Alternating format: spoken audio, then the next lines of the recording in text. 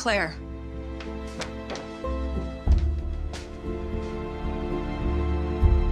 Do you want to leave? I wanted to leave 2 hours ago. The work stops tonight. Ask Malcolm for the complaint from 3 months ago. "You are not leaving until I know whether you can still be trusted with this job," Claire said, while Lena stood beside the linen room counter with her coat folded over one arm. It was 9:18 on a Thursday night, more than 2 hours after Lena's shift had ended, and the disputed bathrobe had already been found in the correct guest suite. Claire wanted the entire East Wing inventory counted again, although 3 temporary housekeepers were waiting downstairs for Lena to drive them to the train station. Lena looked toward the corridor, where one of those women had already texted that the last convenient train would leave in 27 minutes, then returned her attention to Claire. "If this is about the robe, the error is fixed, but if it is about something else, I would rather you tell me what I am actually being punished for." Claire's expression barely moved, yet Lena recognized the stillness that usually came before another assignment became strangely larger than the mistake that had caused it. "Nobody is punishing you," Claire said, sliding the inventory sheets across the counter. "But people who challenge standards do not get to decide when those standards have been satisfied." Lena had heard versions of that sentence for months, usually after someone questioned a schedule change, refused an unnecessary recheck, or asked why a 20-minute correction had suddenly become an hour. 3 months earlier, she had written those incidents down and filed a complaint with Malcolm, the estate manager, believing a paper trail would force somebody to examine what was happening. A week later, Malcolm told her the matter had been handled, but when Lena asked what that meant, he only said Claire believed everyone had misunderstood one another. At the far end of the service corridor, Everett Sterling had stopped walking when he heard Claire say the word trusted, because the tone did not sound like ordinary wedding week frustration. His dinner meeting in Manhattan had been canceled, bringing him home nearly 3 hours earlier than expected, and he had entered through the service side to avoid a driveway crowded with rental trucks. He could see only part of the linen room from where he stood, but he could see Lena's coat, the wall clock, and 3 women waiting farther down the hall with handbags beside their feet. For several seconds he remained still, partly because his father had taught him what reckless authority looked like, and partly because Everett had spent 20 years convincing himself that observation before judgment made him different. Then Claire pointed toward the paperwork and said, "Start again from suite 1." And whatever ambiguity Everett had hoped to find disappeared. "Claire," he said as he stepped into the doorway, and every person in the corridor became quiet without being asked. Claire turned with irritation first and surprise second, while Lena merely lowered the papers she had not yet agreed to touch. Everett asked when Lena's shift had ended, and Claire answered that the wedding was in 3 days before Lena quietly supplied the actual time. When Everett asked whether this recount involved damaged property, a missing item, a guest safety issue, or anything that could not reasonably wait until morning, Claire said no, but insisted unfinished correction taught employees that standards were optional. Everett looked beyond her toward the women waiting for the train and said, "Then the work stops tonight. Everyone is paid for the hours already scheduled, and nobody stays because somebody wants to make a point." Claire stared at him as though he had humiliated her in front of staff, which Everett immediately understood he probably had, even if stopping the situation was still necessary. He asked Malcolm, who had appeared from the stairwell, to preserve that evening's schedules, staff messages, disciplinary notes, and every revision made during the previous month, rather than letting anyone tidy the record before morning. Claire asked whether he was really freezing wedding operations over one bathrobe, and Everett answered that he was freezing them because an employee had been told her departure depended on satisfying somebody's idea of a lesson. Lena collected her bag, then hesitated near the doorway, as if deciding whether one final sentence would protect her or cost her more than silence. "Before you decide tonight was unusual," she said, "ask Malcolm what happened to the complaint I filed 3 months ago." Everett turned toward Malcolm so quickly that Malcolm's face answered something before his voice had the chance, and Lena saw the exact moment Everett understood there was information inside his own home that had been managed around him. "What complaint?" Everett asked, but Malcolm looked toward Claire before replying, a glance so brief it might have meant nothing to anyone who had not spent months noticing who waited for whose approval. Lena did not explain, because she had already learned that explanations sounded weaker each time they were repeated to someone with more authority than the person giving them. She walked down the corridor with the 3 waiting employees, drove them toward the station, and refused to look back at the estate glowing behind the bare winter trees. Everett remained beside the linen room, while Malcolm finally admitted there had been a complaint. And what troubled him most was not that Claire already knew about it, but that Malcolm seemed genuinely surprised Everett did not. By 7:40 the next morning, Everett had canceled the florist, delayed 2 rental deliveries, and placed Malcolm across from him at the breakfast table with every complaint marked informal during the previous 12 months. There were 7 files, although only 4 contained signed statements from employees, and Lena's was the oldest document with enough detail to make the others look less accidental.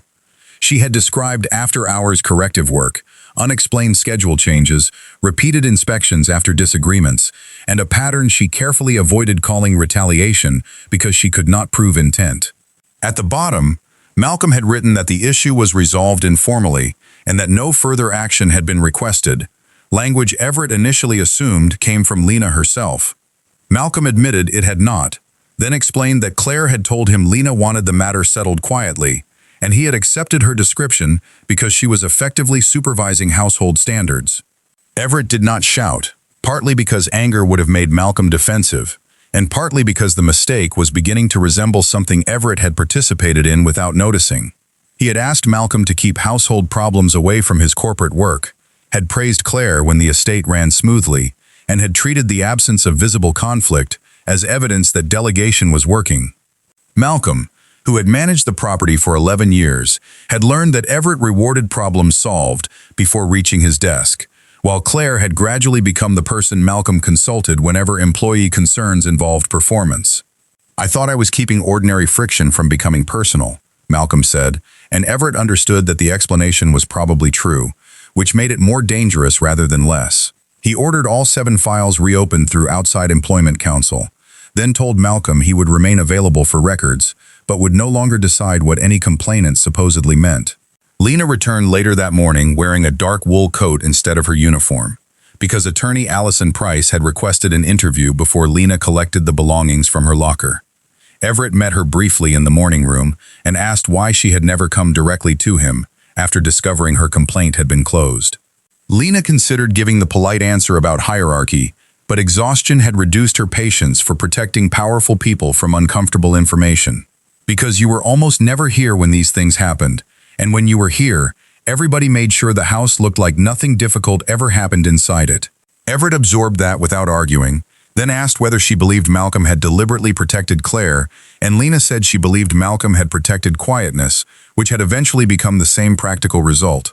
Allison interviewed Lena without Everett present and quickly discovered that Lena's understanding of workplace discipline came from nearly a decade in Manhattan hotel operations, including several years supervising housekeeping teams. Lena explained that legitimate correction identified a specific failure, established a measurable expectation, and ended when the problem had been fixed, while Claire's later system expanded whenever somebody questioned the reason behind it. 6 months earlier, Claire had actually asked Lena to help formalize household quality standards, and they had worked well enough that Lena initially defended Claire when coworkers complained she was demanding. Claire paid certification fees for 2 employees, arranged additional medical leave for a houseman after surgery, and once ordered a wealthy donor out of the estate after he insulted a server. What changed was not Claire's belief that staff deserved dignity, Lena explained, but her growing conviction that disagreement threatened the order she was trying to create before the wedding. The first unmistakable break came during a planning meeting when Lena challenged Claire's proposed performance reset, which required employees to repeat entire assignments whenever one part failed inspection. Lena argued that a missed linen count should require correcting the linen count, not rechecking an entire floor after someone's shift had ended, because punishment disguised as quality control eventually damaged both morale and performance. Claire did not explode or threaten her. Instead, Lena simply stopped receiving invitations to planning meetings she had previously helped run, and her schedule began changing with less notice. Within weeks, the same thing happened to Daniel after he challenged a weekend reassignment, then to Rosa after she objected when her laundry team was held late following a foundation dinner. Allison asked Lena whether she could prove those changes were retaliation, and Lena answered that proving intent was exactly where everything became difficult. When Allison later showed Everett the interview notes, He realized the investigation would not give him the easy villain he had unconsciously wanted, because Claire's earlier generosity appeared as documented and deliberate as her later control. That evening, he confronted Claire privately, expecting denial, but she admitted creating the resets and insisted they were necessary because temporary staffing had made standards increasingly inconsistent. Everett asked why resistance seemed to produce longer corrections, and Claire answered that people who resisted basic accountability usually required closer oversight, a circular explanation she appeared to believe rather than manipulate. Before Everett could press further, Allison called from the estate office and told him she had found a problem that complicated Lena's position as well. Several internal schedules and message threads had been forwarded outside the Sterling system, and the private account receiving them belonged to Lena. Lena recognized the screenshots immediately when Allison placed them on the conference table the following morning, and she did not insult anyone by pretending they had appeared there without her involvement. 9 schedule sheets, several message threads, and 4 corrective assignments had been sent to a private email account over roughly 10 weeks, violating a confidentiality rule Lena had acknowledged when she was hired. Everett joined only because the records belonged to his household, but he remained silent while Allison asked why someone with Lena's management experience had chosen a method she knew could create another problem. Lena explained that after filing her complaint, she photographed one schedule showing Daniel's after-hours reset, then later discovered the stored version listed the same hours as voluntary event support. She had assumed she might be remembering incorrectly until a second discrepancy appeared on a different employee's schedule, which was when uncertainty became fear that the record itself was becoming unreliable. Allison asked who had altered the schedules, and Lena said she did not know, because access permissions included Malcolm, Claire, 2 administrative assistants, and several supervisors who occasionally corrected payroll coding. Everett asked why Lena had preserved the files privately, rather than bringing the discrepancies to him, and his frustration sounded more wounded than accusatory. Because the first complaint was already closed by people who never asked whether I agreed, Lena said. And I was not willing to walk into another room carrying only my memory. She admitted she should have contacted counsel, documented the discrepancy through a protected process, or at minimum, retained only the portions necessary to establish timing, instead of copying full pages containing unrelated household information. When Allison asked whether Lena regretted preserving evidence, Lena said no, then added that she regretted believing the safest method was one she had to invent alone. The distinction unsettled Everett because it denied him another simple conclusion. Claire's conduct could be wrong, while Lena's response could still carry consequences, and neither truth repaired the other automatically. His attorneys proposed paid leave for Lena, immediate suspension of Claire's supervisory authority, preservation of disputed records, and reimbursement for reasonable legal expenses during the investigation. The practical protections were stronger than anything Lena had possessed before, yet the staff notice described competing workplace allegations involving management conduct and unauthorized handling of confidential household records.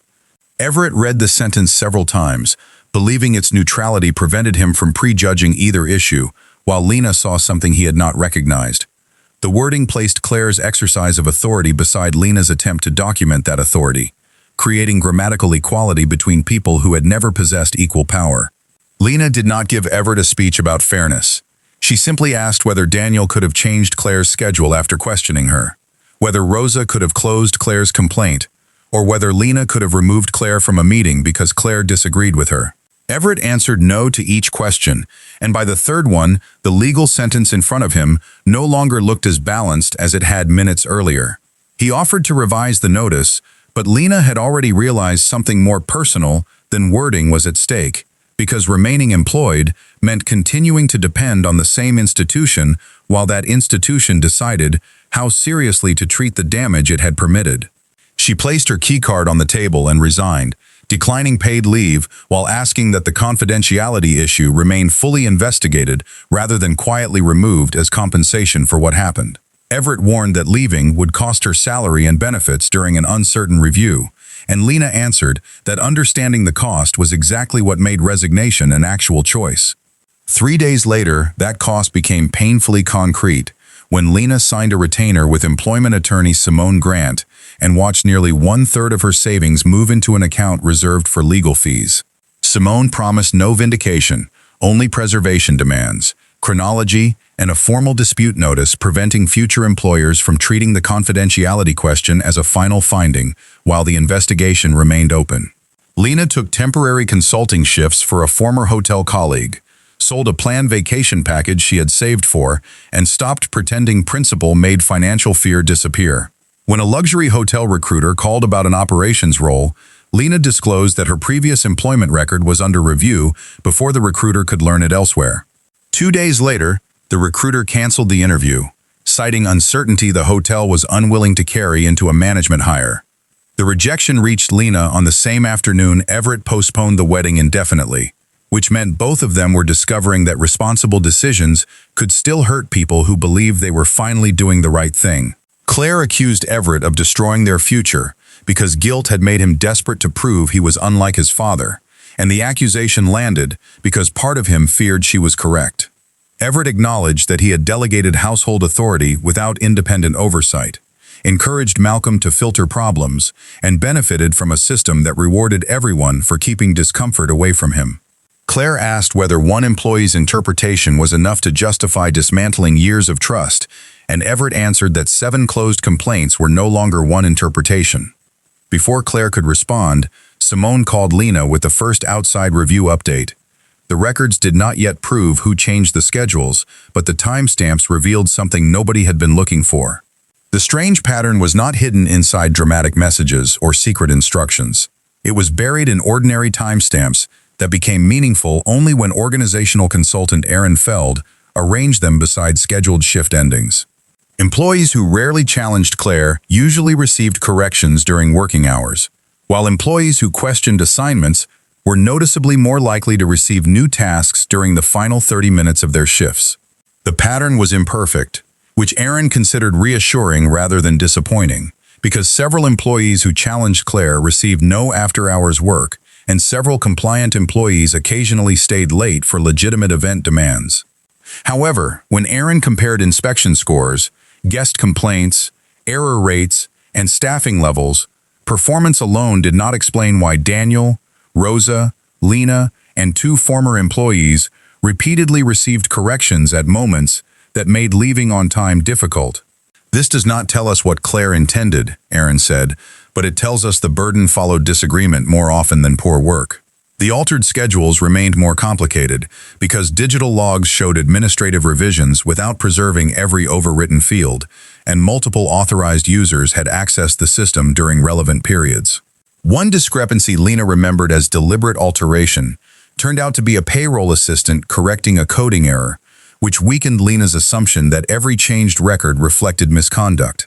Another revision remained unexplained, while a third showed Malcolm changing corrective extension to event support after receiving a message from Claire asking him to make the staffing report reflect the wedding operation more accurately. Malcolm insisted Claire had meant categorization rather than concealment, and Aaron could not prove otherwise, but the ambiguity itself exposed a system where personal relationships governed records that should have been independently reviewable. For Lena, discovering that one of her strongest suspicions was wrong did not feel like defeat. It reminded her why evidence mattered more than certainty. Everett expected Claire to seize on that mistake, but instead she became quieter when Allison showed her the timeline of late assignments and asked why disagreements so often preceded closer supervision. Claire explained that the wedding had become a public test she could not admit frightened her, particularly after several vendors failed, a family member leaked private details to the press, and Everett continued treating household planning as something she naturally handled better. Each disruption made her tighten the next process, and every employee who challenged those tighter controls seemed to her like another weak point before an event where hundreds of people would judge whether she belonged in Everett's world. Lena had threatened that logic precisely because her professional experience made her objections harder to dismiss as ordinary employee resistance. Claire never said she wanted to hurt Lena. She said she wanted Lena to stop making every standard feel debatable, then heard the implication herself after the words had already left her mouth. The most damaging document appeared later, although it was less theatrical than the confession Everett's attorneys had expected to find. 6 weeks before the wedding, Malcolm had emailed Claire that performance resets were creating resentment, particularly when corrections extended beyond scheduled hours, and suggested a firm 30-minute limit with independent approval for anything longer. Claire replied that imposing a universal limit would reward employees who deliberately slowed corrections, then added that supervisors needed discretion when resistance affected quality. The message did not instruct Malcolm to punish anyone, yet it proved Claire had been warned about the specific harm and had chosen to preserve the discretion producing it. When Allison asked whether she would make the same decision now, Claire looked at the printed email for a long time before saying she no longer trusted the person she had been during those final months, to know where standards ended and fear began. That admission did not repair what happened, and Lena was not present to reward it, because Simone had insisted the review remain about findings rather than emotional reconciliation. Allison's report eventually concluded that Claire's management practices had become coercive, that complaint handling lacked independence, and that employees who challenged her were disproportionately burdened with after-hours corrective work, unsupported by corresponding performance decline. It also concluded that Lena violated confidentiality policy, although the report noted the absence of an independent protected reporting channel and the prior closure of her complaint without direct confirmation. Malcolm's decisions were described as conflict avoidant rather than intentionally deceptive, but the effect had been to concentrate complaint interpretation around Claire and himself. Everett read the findings twice, then asked counsel to separate each conclusion in the personnel records so nobody could later use Lena's violation to imply her complaint had been false. Malcolm resigned the next morning, refusing Everett's offer of a transitional role because he believed remaining would make every reform look cosmetic, and Claire withdrew from household and foundation responsibilities before Everett formally requested it. The wedding cancellation became public 2 days later, attracting the kind of speculation Claire had spent months trying to prevent, although Everett released only a brief statement accepting responsibility for inadequate oversight without identifying employees. Lena's record was corrected to show that her underlying complaint had been substantiated, while her confidentiality violation remained documented as a separate matter, wording she accepted because it did not require anyone to pretend she had acted perfectly. Simone expected Lena to feel victorious when the final letter arrived, but Lena only placed it beside the recruiter's rejection email and wondered how long a corrected record took to become a repaired life. Then a call came from a hotel group she had applied to months earlier, and the first question was not whether the complaint was true, but whether she was willing to explain the violation herself. Lena spent the night before the interview preparing answers that were accurate enough to survive people who already distrusted her, while Simone repeatedly removed phrases that sounded more defensive than informative. At the Manhattan Hotel's conference room, 3 executives asked about her years in operations before they reached Greenwich, then placed the corrected employment letter on the table without disguising why it concerned them. Lena explained that she had preserved records after discovering discrepancies and losing confidence in an internal complaint system, but she also acknowledged that copying full internal documents to a private account created risks unrelated to her original purpose. She described what she should have done differently, including obtaining counsel earlier, limiting retained information, documenting chain of custody, and using an independent channel if one had existed. When the operations vice president asked whether she considered herself a whistleblower who had simply broken an inconvenient rule, Lena answered that turning herself into a hero would prevent her from learning anything useful.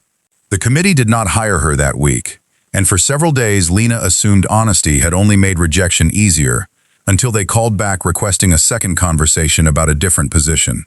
The original role involved broad executive access they were unwilling to grant while the record issue remained recent, but they offered housekeeping operations manager at one of their Manhattan properties, with a formal 6-month review. The title was slightly below what Lena had wanted, and the salary was less than she had earned at the Sterling estate, yet the job returned her to an industry where performance could eventually become louder than scandal. She accepted after negotiating one condition that mattered more than money.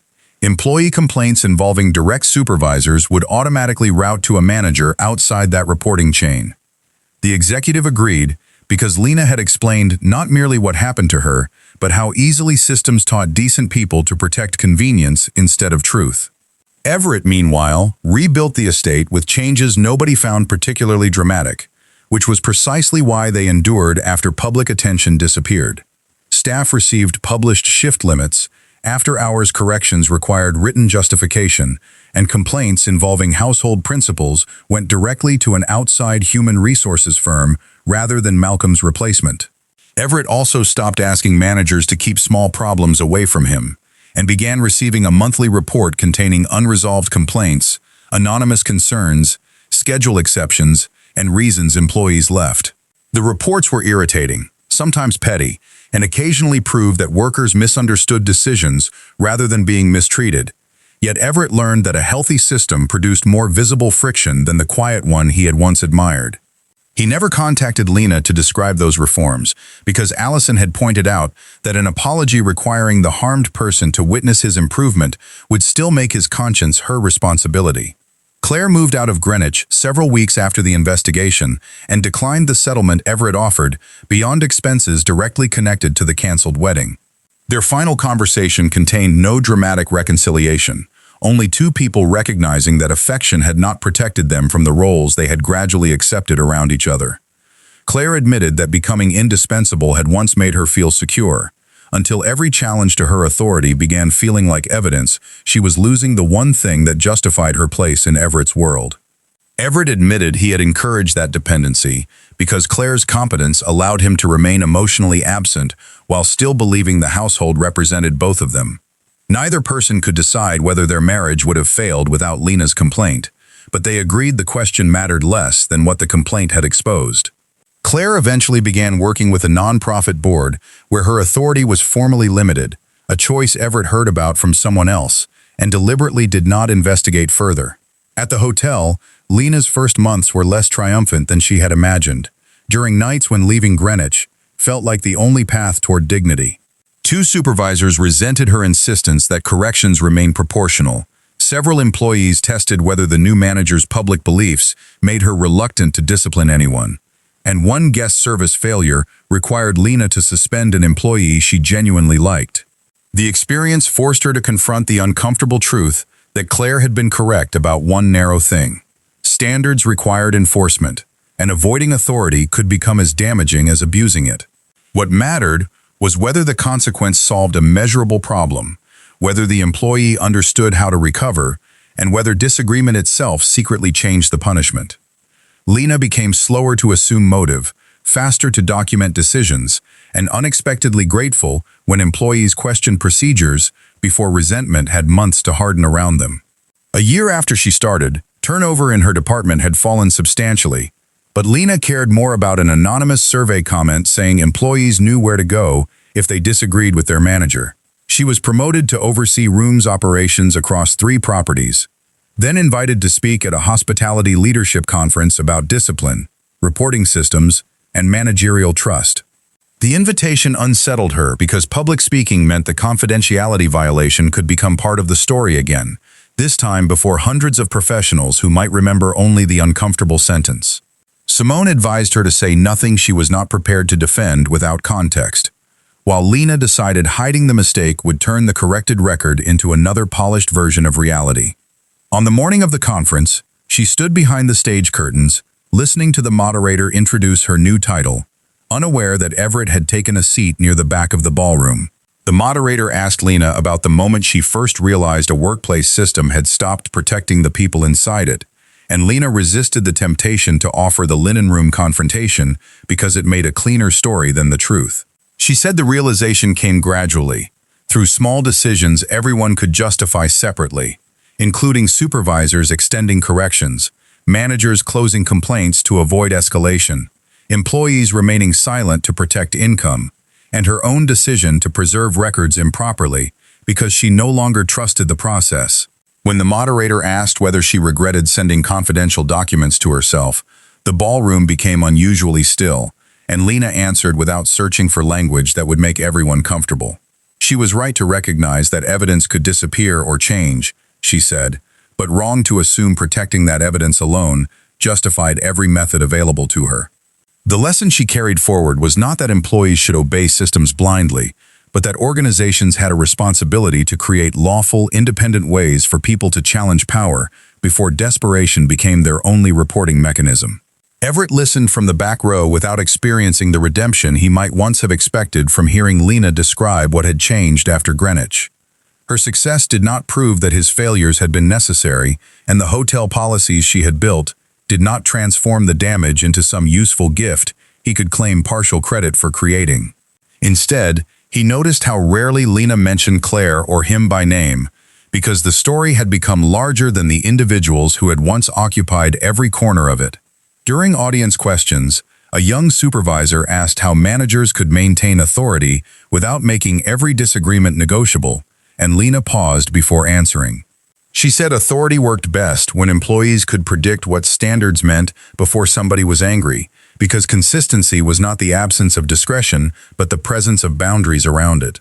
After the session, Everett remained near the lobby until most attendees had left, partly because he did not want Lena discovering him while she was still performing professional courtesy for strangers. She noticed him eventually beside a marble column and stopped for half a second, not frightened or pleased, simply surprised that a person once connected to so much uncertainty could now appear in a room she controlled perfectly well without him. Everett approached only after she gave a small nod, then told her she had been good on stage, and immediately regretted how much the sentence sounded like an evaluation. Lena smiled because she noticed the same thing, then asked whether he still entered conversations by grading people before saying hello. Everett admitted that apparently some habits survived expensive lessons, and the awkwardness between them softened enough to become human rather than historical. They spoke briefly about former co-workers, although Everett avoided using the estate reforms as evidence that he deserved forgiveness, and Lena noticed the omission more than she would have noticed a rehearsed apology. Daniel had moved into event logistics, Rosa had become laundry operations supervisor at another property, and Malcolm was consulting for smaller estates where he no longer served as the only complaint authority. Everett said Claire was doing well, but offered nothing further, allowing that part of the past to belong to Claire rather than converting it into another lesson for Lena. When Lena asked why he had attended the conference, Everett answered that his company sponsored the Hospitality Association and his name had been on the invitation list long before he knew she was speaking. He had considered staying away, he admitted, but eventually decided her presence did not require his disappearance any more than it required his involvement. Near the atrium windows, Everett asked whether she wanted coffee, then added that she could say no without having to soften the answer, which made Lena laugh more genuinely than anything else he had said. Coffee is not forgiveness, and it is definitely not a second chance, she told him, because naming the boundary felt easier now that nobody else possessed the authority to rewrite it. Everett said he understood, then waited rather than walking toward the cafe and assuming she would follow, a small hesitation Lena might once have dismissed as meaningless. She looked across the lobby at the crowded tables, chose one near the window where late afternoon light reached the floor, and said she had 20 minutes before meeting colleagues for dinner. Everett nodded and followed after she began walking, without asking whether 20 minutes could become 30. As they sat down, Lena remembered the estate keycard she had placed beside the unsigned leave agreement 18 months earlier, although the memory no longer carried the physical weight it once had. She had spent years believing safety meant finding a powerful person willing to use authority kindly, then learned that durable safety depended on structures where kindness was useful but never required for fairness. Everett had learned something adjacent but different, because good intentions had allowed him to ignore responsibility until somebody without his leverage absorbed the cost. Neither lesson needed romance, punishment, or perfect forgiveness to become meaningful, and Lena found that deeply relieving. When her phone reminded her that dinner was approaching, she finished her coffee, stood, and told Everett she needed to go, and he simply said he was glad she had come. Outside the hotel, Manhattan traffic pressed through the evening, while Lena joined two colleagues waiting beneath the awning, one of them complaining about a staffing dispute they would need to solve the next morning. Lena listened, asked what had actually happened, and resisted deciding whose version sounded more convincing before seeing the records, a habit that had taken longer to build than any policy she had written. Behind her, Everett remained in the lobby rather than following, and the distance felt neither sad nor triumphant. It felt correct. Lena had once measured freedom by whether somebody allowed her to leave a room, while now the larger victory was knowing she could enter difficult rooms without surrendering the right to question what happened inside them. She stepped toward the curb when her colleague's car arrived, carrying no key from Greenwich and needing none, because the life she had built no longer depended on anyone deciding when she had finally learned enough.